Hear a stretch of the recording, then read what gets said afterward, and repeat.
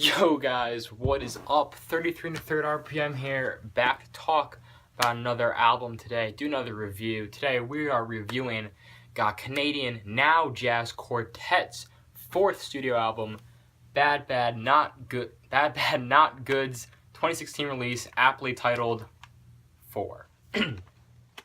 So Bad Bad Not Good is a band that I got into in 2014 when they teamed up with hip-hop legend Ghostface Killah for their collaboration album Sour Soul. I've still been hunting for that on vinyl. I think it's a fantastic record. Ghostface has some killer rhymes in there, and the jazz orchestration that they put behind him has some really nice juxtaposition that ties the two genres together that I think is something you don't see a lot and that we're not going to see a lot in the future. So it's definitely a unique and special record. So I was looking for Bad Bad Not Good and what they're gonna do next when they, when they moved on. Are they gonna do more hip hop stuff? Are they gonna make purely jazz? And they came out with this, and this album is really a mixture of a bunch of things. There is a hip hop song on here. There are classic jazz songs on here, but there's also a lot of experimental jazz and a lot of weird things that you wouldn't hear on a traditional album, such as. The best one I can think of is Kasame Washington's The Epic, a superb jazz album, but sticks very much to the formula of we have a beat, we have solos, we have a melody that loops through this. Not always on here. Sometimes the beat will completely switch up, as in the first song, which is And That Too, or Speaking Gently, that changes up halfway through here. We have songs, I'm sorry, there's no track listing on here. It's actually in the front here with this, so it's kind of hard to remember all the names, so I'm peeking down this. Songs like Cashmere, these long exposures to a saxophone with a slight vocal presence on the track that creates something haunting yet peaceful, which is a theme I find throughout this album. Songs like Chompy's Paradise and Lavender, featuring the producer, I think Kentranda is how you say his name. I sound really white saying that. Yeah, I'm gonna go with Kentranda. Are these awesome, spacey, relaxed grooves, especially the former Chompy's Paradise, I think is a great track. But this album hits the pinnacle of its relaxing, chill moment on the song Time Moves Slow with vocalist Sam Herring. This is just a fantastic, fantastic song. I love how this starts with simply those three hits that kind of builds into a drum pattern with Harrington's husky, like deep-voiced vocals that go over this track and create almost something that I would think about in relation to like my grandma's house in a weird way, something so relaxing and such a throwback to an older time that it is awesome to hear on this, especially after the first two songs in here, And That Too and Speaking Gently, which are very experimental and very electronically influenced, to hear something so classic. That is, by the way, Time Moves Slowly is track 3. That goes straight into track 4, which is titled Confessions Part 2. I was like, Part 2, is there a Part 1? If you listen to Bad Bad Not Good, this is no stranger, you're no stranger to this. Confessions was on their 2012 album, I believe, titled 3. It was this funky jam driven by the saxophone melody, which is the case here. There's a different saxophone melody. It's not a continuation directly, although it doesn't bear the same name. But it still has that very same sense of this is a saxophone groove propelling the song forward with some awesome, awesome solos from some other instruments that the band plays. They go back and forth between so many here, it's kind of hard to keep track. Of course, you do have the drummer. You have some keyboards, some synthesizers, you have a bari sax on Confessions, you have a tenor sax, I think there's an alto sax on one of the later songs here. You have so many weird effects that the producers come in and put on, especially Kentrada on his song Lavender. You have what sounds like these spaced out trumpets on one of these songs. This is just a very, very unique record.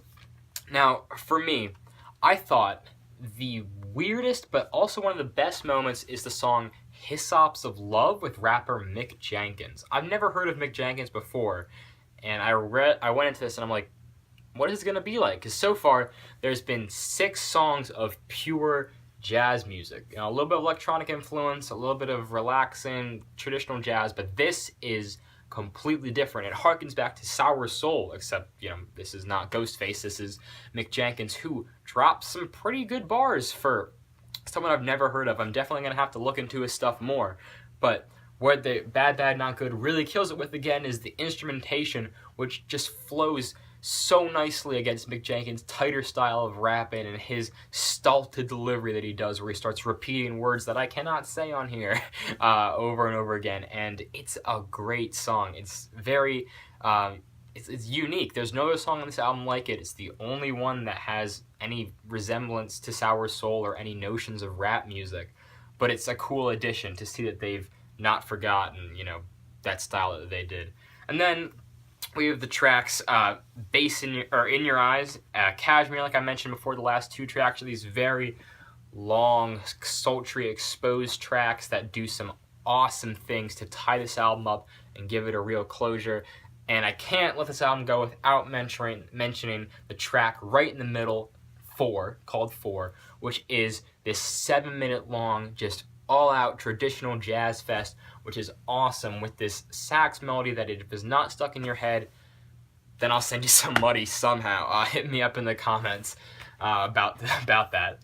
This is a great song and definitely a very fun album to listen to, whether it be background or you're throwing all your attention in this album. There's a lot of layers, a lot of instrumentation to listen to, and some pretty cool lyrics when the vocalists or producers do come on. So, in this album, we have the cover. It's blue. I really like this. It's blue. It's cut off. It's got the 4 of them, shirtless, probably swimming or something. We have the barcode and the credits and the track names that are bolded there. That's a little weird, I thought. You know, on the back, we just have the big 4. There's a little bit of italics. And then on the inside, we have all 4 of them again with under some palm trees, I guess. I think this is a very, very cool gatefold.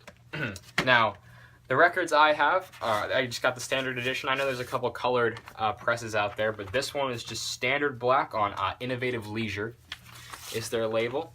Nothing too fancy. Side B is a little dusty. Shame on me for not cleaning that. Focus. It's not going to focus. Sorry. It's pretty plain. It's just white. It's got these blue streaks through the middle of it. It says Innovative Leisure. It's got your track listings on the right side. Stereo. Pretty much it. This is a very, very minimalist style for this record, but I think it works because it diverts all your attention to the music rather than it being colorful or having a crazy label or something. This album does not come with any inserts, but it does come with a digital download code. So if you have one of those turntables that records stuff like I do, then you don't get a crappy audio file. You get a really good audio file, which is awesome, especially for hearing all the different layers in this album. So yeah, to tie it all up, I really like this album. I throw it on for a lot of things, for relaxing, like I said, for even running sometimes, honestly. I think this is a pretty solid album, and I'm going to sleep well at night, giving this album an 8 out of 10. So if you're a jazz fan, definitely go check these guys out. If you're a rap fan, go check out the one song with Mick Jenkins. I think it's a pretty cool song. Or if you're a Bad Bad Not Good fan, hit me up. I have found like no people that like or know who Bad Bad Not Good is. So if you're one of those people, definitely talk to me. If you've heard this album, if you've heard Sour Soul 3, any of their earlier stuff, let me know. I love to talk about it. But until next time, guys, I am 33 1/3 RPM. I'll catch you on the flip side. Keep on spinning.